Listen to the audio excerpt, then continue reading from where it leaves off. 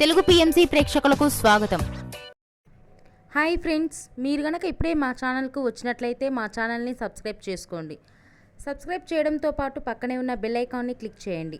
కీర్తి సురేష్ పరిచయం అక్కర్లేని పేరు. తన అద్భుతమైన నటనతో హీరోయిన్గా కొనసాగుతుంది.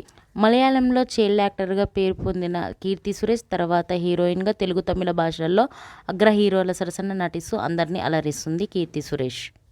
తాజాగా కీర్తి సురేష్ తన లేటెస్ట్ ఫొటోస్ని అభిమానులతో పంచుకుంది. ఆ ఫొటోస్ని మనం కూడా చూసేద్దాం.